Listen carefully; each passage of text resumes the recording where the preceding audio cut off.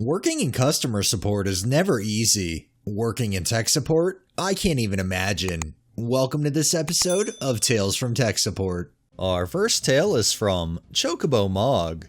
My dad and I were recently talking about the time I worked at the same company as him, and I reminded him about this story where I was left alone in a tech support closet because of an email error by his team.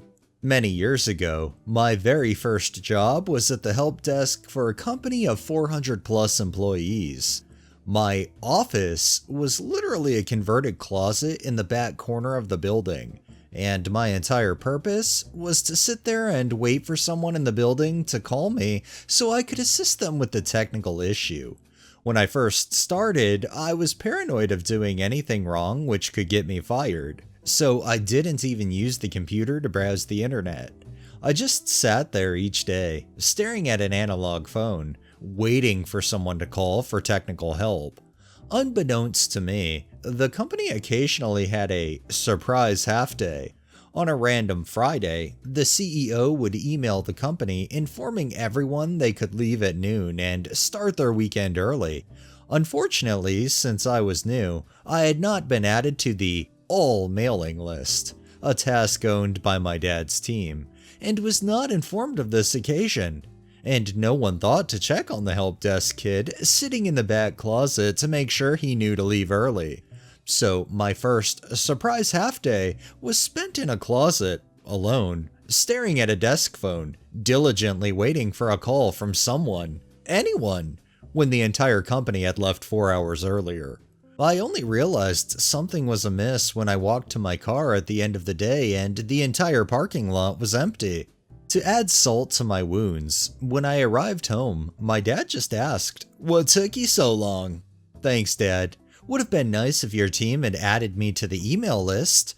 I couldn't even imagine having to sit in a closet all day waiting for a call from people that aren't even there anymore because they had already left. That's just gotta suck.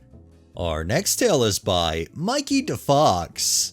One of my previous roles was as a DBA for an e-commerce company. One day I was plugging along, turning coffee into code, when all hell broke loose.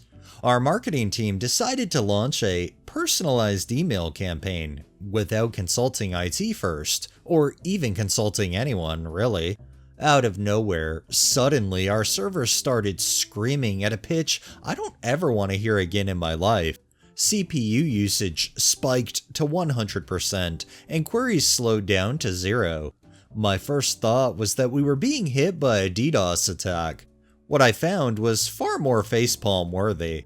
The marketing team had written a query to send personalized emails to our entire customer base, almost 5 million of them. Their query pulled data from nearly every table in our database, joining them in the most inefficient way possible.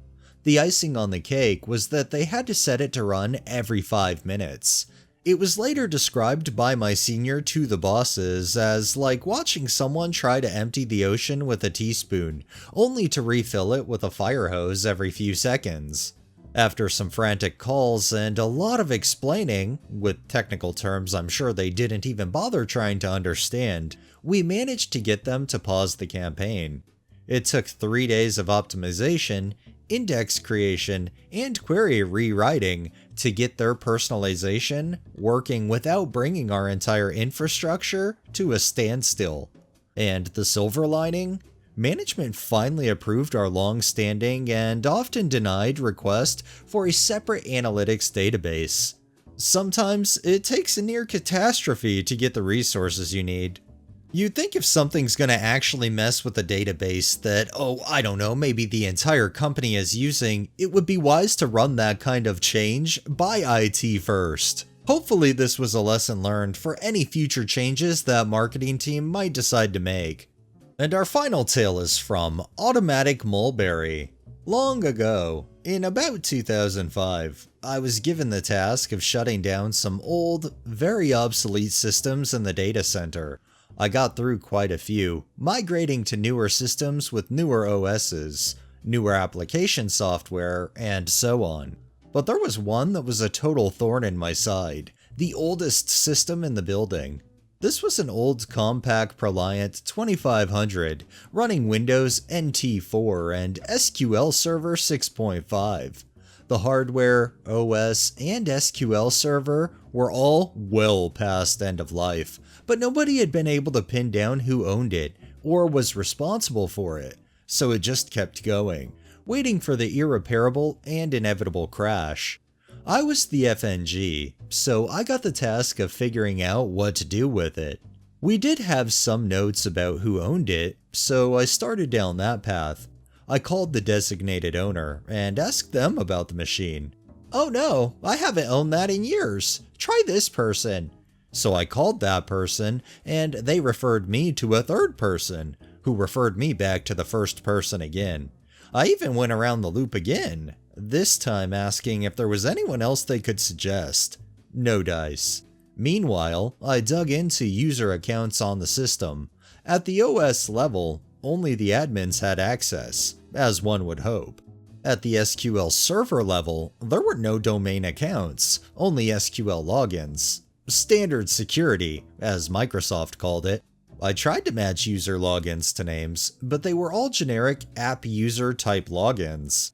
In an attempt to see who was actually using it, I monitored logins for a week, just to see if I could even capture any evidence that the thing was actually in use, rather than just turning electricity into heat. I didn't catch anything. All of the above took a few weeks, leaving messages and missing return calls and such. Finally, I went to my manager. I can't figure out who owns the machine, and I can't even prove that it's in use at all. I want to shut the SQL Server services down for 30 days to see if anyone complains.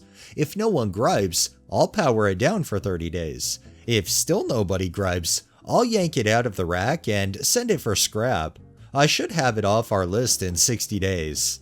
With full blessing, I shut off the services and set the calendar reminder 30 days later. On day 30, I got a call from someone I did not know. "Hey, our server is down. I wonder if you can help us?" It turned out that this was a database that only got used once a month, for some weird reporting thing that I didn't even try to understand. It wasn't even very important. They said they had noticed it was down and just figured it would be up again later. After a week or so, they finally had to call someone. Now that I had a contact, I was able to get in touch with the person who actually owned it, and the migration was quite simple. I moved their database to a shared utility server, and they were very happy for the improved performance. I even got the old machine out of the rack and sent it to scrap before the 60 days were up. It's crazy how there could be one server that you just don't know who the owner is until there's actual issues and then they finally reach out to contact you. I think it's funny though they waited a week before reaching out instead of reaching out after, I don't know, maybe the server didn't come back after a day or something. But it is what it is. At least OP figured out who the hell owned it. Alright, that's enough tales for the day. Well, that wraps up this episode of Tales from Tech Support. If you liked the video, please drop a like. Share my content on all of your social media, subscribe if you haven't already, and make sure to hit that bell so you're notified every time I upload, and drop a comment down below. It really helps with the algorithm and helps new people find my channel. Thanks for watching, thanks to my patrons and super thanks contributors. Have a great day and stay safe out there.